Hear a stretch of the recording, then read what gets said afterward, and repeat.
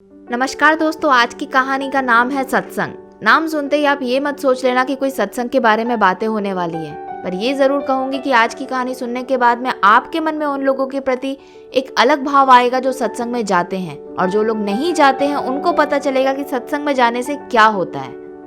कहानी की शुरुआत होती है महात्मा बुद्ध से, जो किसी गाँव में ठहरे होते हैं। वो रोज शाम को वहाँ पर सत्संग करते थे और उस गाँव के दूर दूर के गाँव के लोग उनके सत्संग को सुनने आते थे, क्योंकि सत्संग में कुछ ऐसी बातें कही जाती हैं जो सीधे दिल और दिमाग पर जाकर बैठती हैं।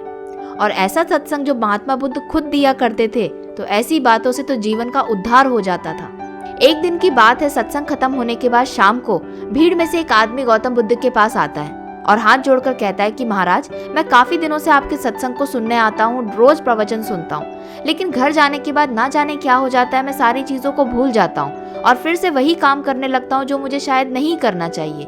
मैं अपने आप को बहुत बदलने की कोशिश करता हूँ, एक अच्छा व्यक्ति बनना चाहता हूँ, सत्संग को बहुत ध्यानपूर्वक सुनता भी हूँ, लेकिन पता नहीं क्यों मैं उसको अनुसरण नहीं कर पाता हूँ। बताइए मैं क्या करूँ?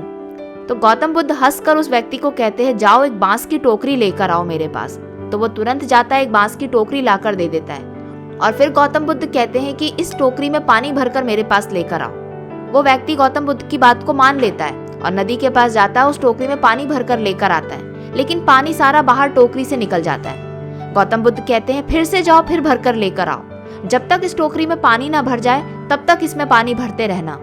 तो वो बिना कुछ सोचे समझे बस वही काम करता है जो गौतम बुद्ध कहते हैं। ऐसा करते करते कई दिन बीत जाते हैं और एक समय ऐसा आता है कि टोकरी में पानी भरने लगता है। तो ये सब देखकर वो आदमी और आप भी सुनते हुए हैरान हो जाएंगे कि ऐसे कैसे हो गया, टोकरी में तो इतने छेद होते हैं कि उसमें से पानी निकल जाएगा।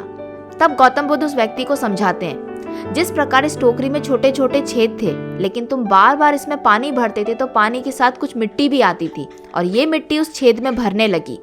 और ये जो टोकरी बांस से बनी हुई है, जब ये बांस पानी के साथ मिलता है तो ये धीरे धीरे फूलता है और इस तरीके से इस टोकरी के छेद धीरे धीरे छोटे होते चले गए और एक समय बाद इस टोकरी के छेद पूरी तरीके से बंद हो गए। अब तुम्हारा पानी इस टोकरी के बाहर नहीं निकलेगा।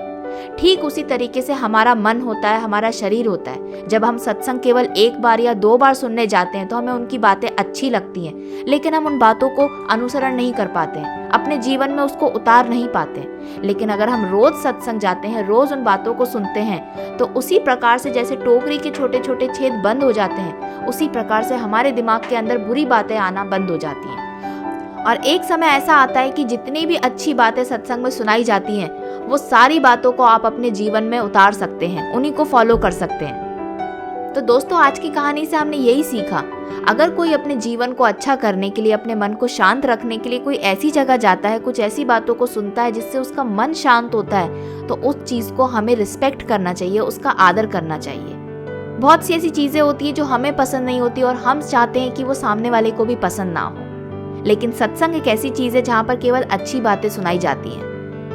ऐसा कहा जाता है, जो निरंतर सत्संग में जाता है वो व्यक्ति जरूर सज्जन बन जाता है। आशा करती हूँ आज की कहानी आपको पसंद आई होगी। अगर पसंद आई है तो इस वीडियो को एक लाइक जरूर दें। मिलते हैं किसी अगले वीडियो में, जहाँ पर सुनेंगे एक और ऐसी कहानी को जो हो सकता है आपकी जिंदगी में एक छोटा सा बदलाव लेकर आए।